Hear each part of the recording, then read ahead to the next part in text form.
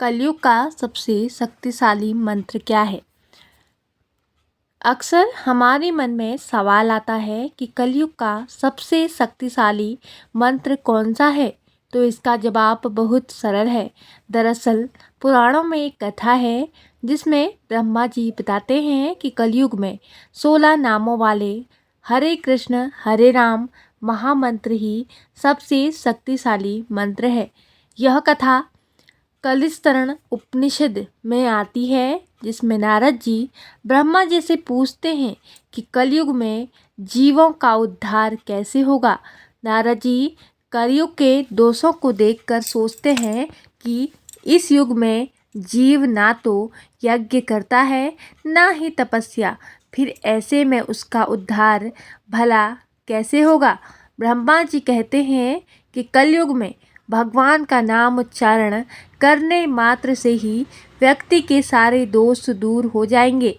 फिर नारद जी पूछते हैं कि वो कौन सा नाम है। ब्रह्मा जी कहते हैं कि 32 अक्षरों से रचित 16 नामों वाला यह मंत्र हरे कृष्ण कृष्ण कृष्ण हरे हरे, हरे राम राम राम हरे हरे कलयुग के दुष्प्रभावों को दूर करने के लिए एकमात्र साधन है।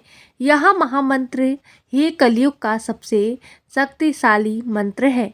नारद जी ने पूछा कि इसके जपने की क्या विधि है। ब्रह्मा जी ने कहा कि इसके जपने की कोई खास विधि नहीं है, बल्कि इसे कभी भी जपा जा सकता है। नहाते धोते, चलते फिरते या फिर उठते बैठते कभी भी यह कलयुग का सबसे शक्तिशाली मंत्र जपा जा सकता है।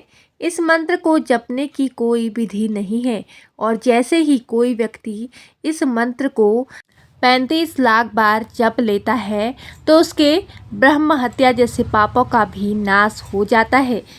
यहाँ तक कि कर्तव्यों का त्याग करने वाला व्यक्ति भी इस मंत्र के जाप से पाप रहित हो जाता है। चोरी करने वाला, झूठ बोलने वाला, मदिरा पीने वाला व्यक्ति भी इस मंत्र के जाप से परम पवित्र हो जाता है। यहाँ तक कि वाल्मीकि जी, जिन्होंने ऋषियों के बालों से बैलगाड़ी भर दी थी, वाल्मीकि जी का नाम उस समय रत्नाकर था, और उन्होंने अपने ब्रह्म ऋषियों को मारा था कि उनसे राम नाम बोला नहीं जा रहा था।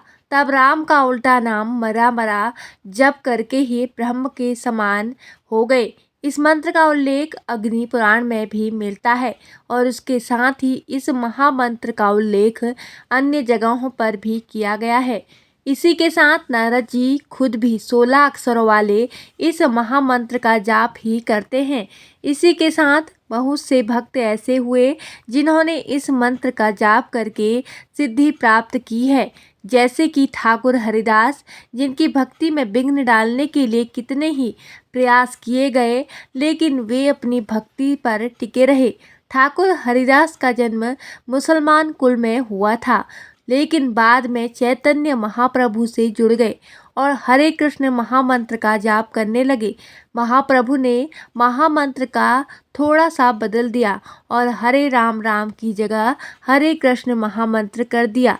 महाप्रभु के अनुयायी हरे कृष्ण महामंत्र का ही जाप करते हैं। कलयुग का सबसे शक्तिशाली मंत्र कैसे जपना चाहिए? महाप्रभु का कहना है कि हरे कृष्ण महामंत्र को उच्च ध्वनि में जपना चाहिए, जिससे जपने वाले और सुनने वाले दोनों का ही उद्धार हो सके।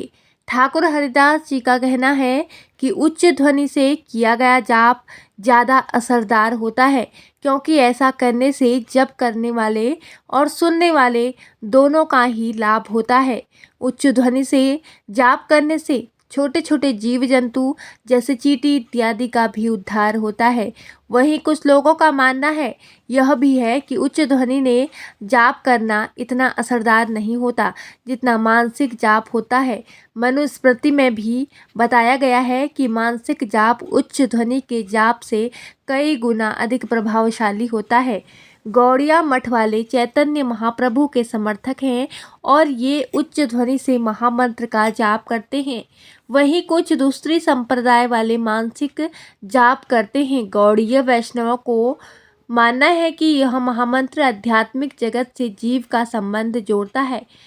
इस्कॉन के संस्थापक आचार्य स्वामी श्रील प्रभुपाद जी का कहना है कि यह महामंत्र हमारा संबंध भगवान कृष्ण से जोड़ता है और जो भी व्यक्ति इस हरे कृष्ण महामंत्र का जाप करता है वह जन्म मरण से मुक्त हो जाता है। प्रभुपाद जी का कहना है कि कलयुग में हरे कृष्ण महामंत्र को उच्च ध्वनि से ही सर्वथा जाप करना चाहिए। कई महापुरुषों का कहना है कि महामंत्र को उच्च ध्वनि में पढ़ना या जपना चाहिए, क्योंकि मन बहुत ही चंचल है और इसको किसी एक मंत्र पर एकाग्र करना बहुत ही मुश्किल होता है, लेकिन उच्च स्वर में जाप करना बहुत ही सरल होता है और इसमें अधिक प्रयास की आवश्यकता नहीं पड़ती। गोस्वामी तुलसीदास जी भी कहते हैं कि योगी भगवान के नाम का अपनी जीभ के द्वारा जाप करके जाग जाते हैं और ब्रह्म सुख का अनुभव करते हैं। तो दोस्तों, ये कहानी अगर आपको पसंद आई हो तो कृपया इस वीडियो को लाइक करें और ऐसे ही बहुत सारी कहानियों को सुनने के लिए हमारे चैनल को सब्सक्राइब जरूर करें। धन्यवाद। जय श्री कृष्णा। जय माता दी।